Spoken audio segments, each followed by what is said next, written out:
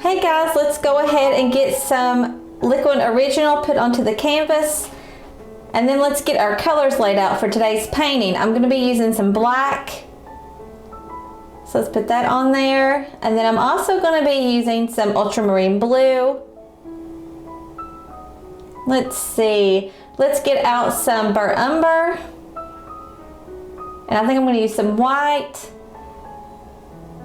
a little bit more. And then I'm also going to be using some burnt sienna today. So let's go ahead and start with the eyes. I'm going to be putting in the highlights first, of just using a mix of the white and the ultramarine blue. I don't want to go super bright just yet. I'm going to blend that out and get it nice and even looking. I always like to start with the eyes before I do anything else. I'm going to go ahead and put in some darks now. And I did a mixture of the burnt umber and the ultramarine blue. It gives me a very nice dark without, looking flat. And now I'm going to get the whites of the eyes. And as you know, whites of the eyes are never really white. They're always a gray. So I took that burnt umber mixed with the ultramarine blue and added some white, and it gives me a very nice warm gray color for the eye.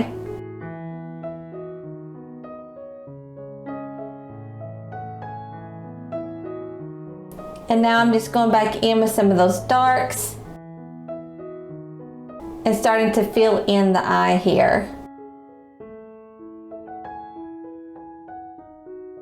And I took some burnt sienna by itself, and I am applying that to the corners of the eyes. Going back to the grays now, I added in a little bit more of the burnt umber and the ultramarine blue just to make it a little bit darker. I have a wide variety of colors on my canvas, and I just add a little bit of white or a little bit of the darker color to get me a nice gradient of colors there. Now I'm taking that burnt umber and the ultramarine blue, and I'm using that for my what appears to be black on the dog. I don't ever really want to use black, so I use these two colors, and sometimes I will use black mixed with ultramarine blue, and that's going to give me my darkest darks. That's what I like to use instead of using black. And I like to fill in the darker areas first of my painting. It just helps me to visualize it, I guess. So that's what I'm going to start off with doing right now.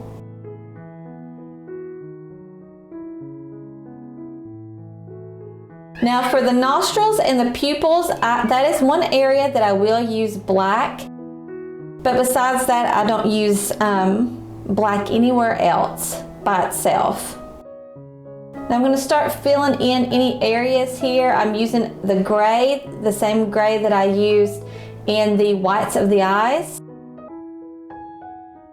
And now I'm going in, I got a little bit of white on there, and I'm starting to put in some highlights around the nostrils. And a trick whenever you're doing the nose of the dog, make sure that you look to see whether or not the dog's nose is smooth or if it has some texture. It seems like most of the time it's going to have some texture, so you really want to make sure that you're not doing actual brush strokes. I would suggest doing more of a patting motion, and it's going to put in those colors of the underpainting that's already there and your new color, and it's just going to give that textured appearance without having to really do a lot of detail in there.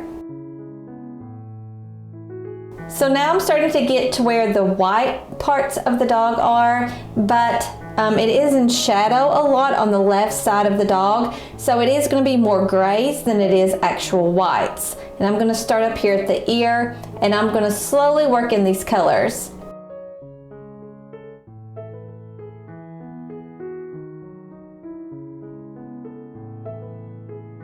Has a really nice little highlight here where the dog's ear folds over, so make sure that you pay attention to things like that so you can get the right shape.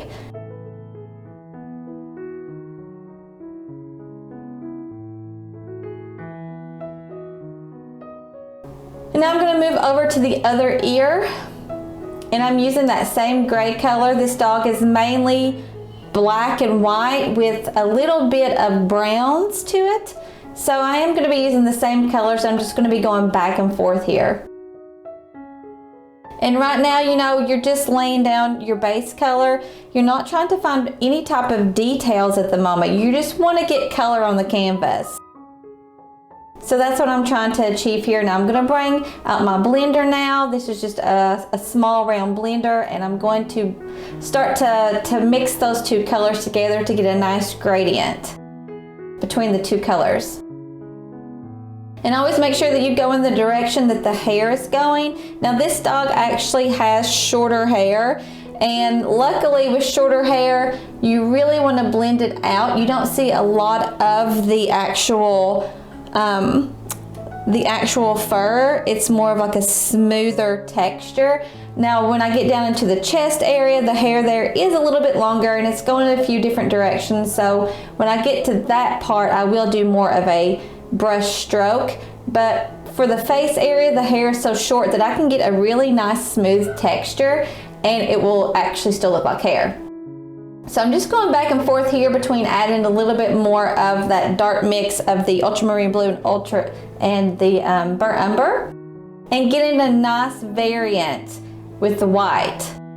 Now I'm taking out my mop brush now, and I am starting to smooth everything out. Be careful when you use any color that has white. White is so opaque that it will completely take over your painting, and it's going to become a big muddy mess. So just make sure that you're very careful with that. It does eventually become a big muddy mess when I'm doing this painting and I have to stop. So this actual painting is going to be probably 4 or 5 videos, just because I don't want to have that chalky look. And you're going to get chalky whenever you work with white because it's so opaque. It's just something that's just going to happen, and you have to work slowly with it, a lot slower than you would with other colors. So just prepare for that if you're doing a painting that involves a white dog. Now I'm taking this is a number 2 flat, and I am starting to mix those colors together, doing more of a brush stroke here. I'm just going back and forth.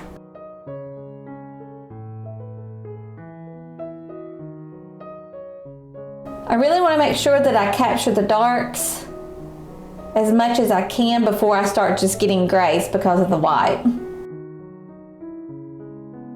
So I'm trying to make sure that I pay attention to my underpainting, because that's the map that I'm using to make sure that I put the colors in the correct place. Because I can make this dog purple and pinks if I wanted to, but I have to make sure that everything is in the right area and that the tonal values are correct.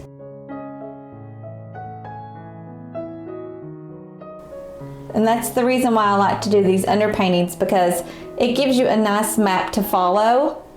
And it adds so much depth to the painting. I love the look of doing an underpainting. Now I did put a little bit of burnt sienna down there on the jaws of the dog. And in a little bit, you'll see me start to mix that in with the white. Now, this is actually not white. It looks like white, but it is white mixed in with some ultramarine blue, just a tiny bit of ultramarine blue, because I don't want it to be my whitest whites just yet at this stage. This is just the first layer of adding the color here. So I want to make sure that it's not just white. And now here on the left side of the dog, as you can see, it's still white, but it is a completely different color. And what I did here is I mixed white with a little bit of the burnt umber. And I'm going to put that in the shadow areas. And then on the brightest parts, I will use that mixture of the ultramarine blue and white. Now I'm going to start to mix in that white with the burnt sienna, and it's going to give that really nice warm tan color around the jaws of the dog and underneath that eye there.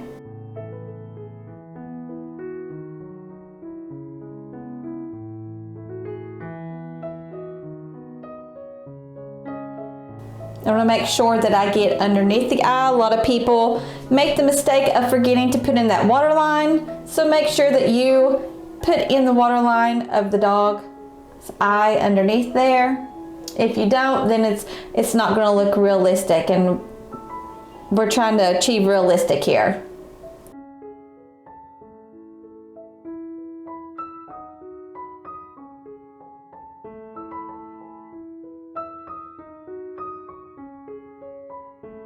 Now I'm going in here with adding a little bit more white. I'm just trying to establish those different tonal values here of going back and forth between those two mixes of white.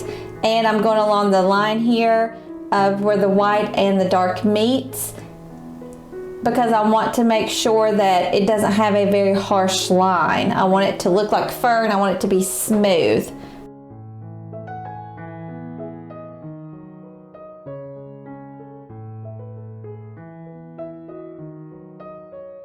Now I'm going back in with my dark mixture there that I used in the beginning of the ultramarine blue and the burnt umber, and I'm just trying to put in the darkness there around the eye, because I want that, a dog has, or any animal actually, when you look at their eyes, they're sunken in, and to achieve that you need to put that really dark around the top of the eyes.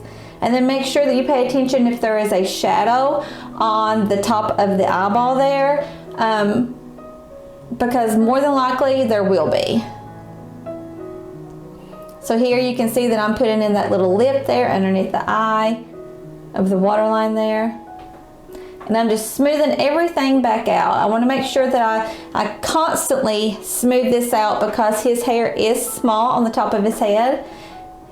And I want to make sure that I keep that nice and smooth. And now when I blended that out, I did lose some of those highlights there in the ear, so I want to go back and I want to put those highlights back in. That is one thing whenever you have white and you start to use a mop and you're trying to blend everything out, a lot of times that white will take over, like I was talking about a while ago, and you will lose some of those details. So make sure that you're paying attention and you put those in there before you move on, because you might forget where they were. Now I'm moving on a little bit down underneath the mouth here. And he has quite a few little folds there, so I want to make sure that I get that correct.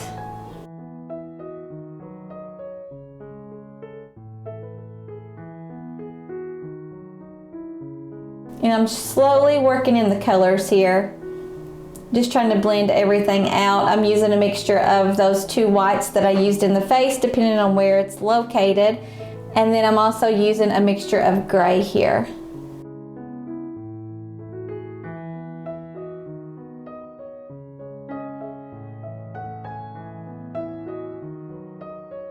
And I'm just going to keep going back and forth, blending out as I go to make sure that everything is nice and even.